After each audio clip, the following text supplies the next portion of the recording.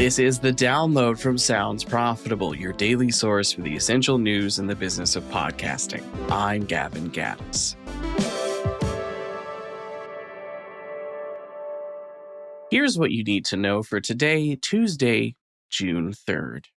Before I get into the top story, this is your last call. You won't hear from me until after this is over tomorrow. Tomorrow at 2 p.m. Eastern Standard Time, the second chapter of The Advertising Landscape, the largest study of podcast advertising effectiveness in the United States, will debut in a live webinar hosted by Tom Webster. You can register now to grab your virtual seat and get the report sent directly to your inbox after the presentation. As I say at the end of the episode, as usual, all links can be found at the link in the show notes. First up, HLS streaming, the future of video podcasts in RSS. The Podcast Standards Project has a new proposal of bringing HLS streaming to the podcast mainstream. HLS, which stands for HTTP live streaming, originally developed by Apple, is a streaming protocol that uses adaptive bitrate to allow users to stream video without downloading the entire file, all while automatically adjusting quality based on the internet connection speed of the client to ensure steady playback. HLS could also have the benefit of audio streaming, giving RSS feeds more ability to report back consumption analytics and measurement capabilities. As the post says, HLS could give creators and hosting platforms YouTube-level insights into their podcast content while still preserving the open, decentralized nature of RSS podcasting. For brevity's sake, I normally don't run full quotes in the download without the recap on Friday, but like James Cridland did in his coverage, I think this Justin Jackson quote sums it up. Quote, "If we don't nail this, we'll be essentially telling podcasters that their only real options for podcast video are YouTube and Spotify," end quote. There is a timer on all of this. Without someone advocating for change, regardless of how difficult it might be to convince walled gardens to make that change, we have no chance of maintaining, let alone growing, the core distribution method of podcasting that's been here since the beginning. Next up, in the world of true crime podcasting, brand safety is scary stuff.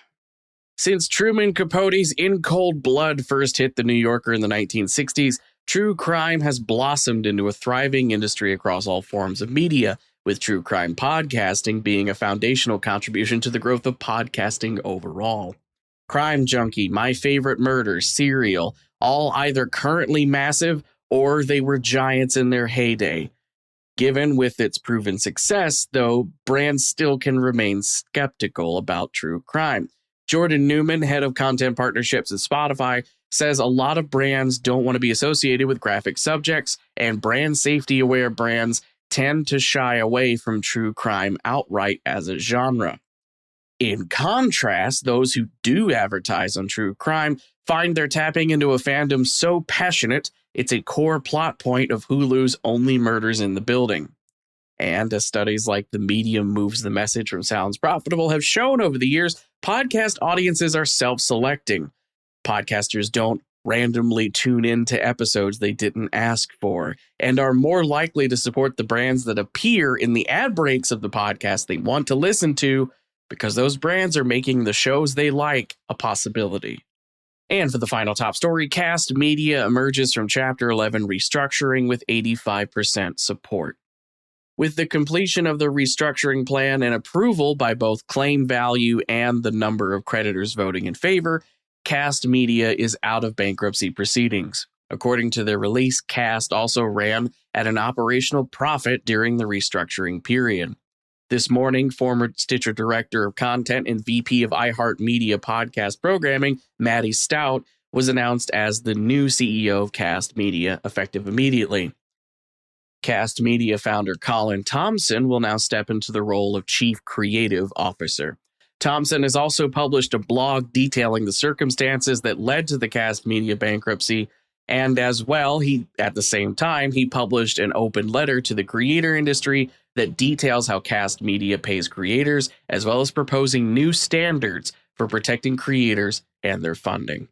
As for the rest of the news, Wondercraft has launched Convo Mode, a feature that allows users to script conversations like a screenplay that Wondercraft takes and generates into a multi-speaker audio file using multiple generated voices to mimic a podcast conversation. Linkfire has published a new blog detailing lessons they learned at Podcast Show London. SCA has now announced a slate of promotions and moves within Listener, including Stephen Haddad becoming Chief Operating Officer.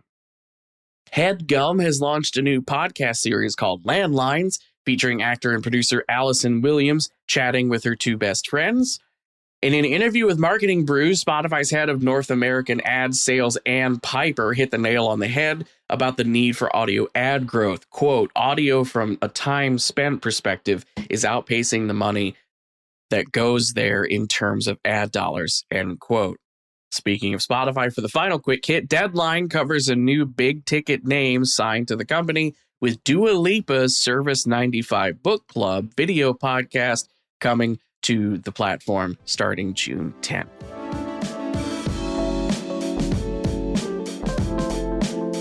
Be sure to check out the links to every article mentioned right in your podcast listening app or at soundsprofitable.com, where you can also subscribe to the newsletter version. The download is written and produced by myself, Brian Barletta, and Tom Webster. For Sounds Profitable, I'm Gavin Gaddis. Download us again tomorrow.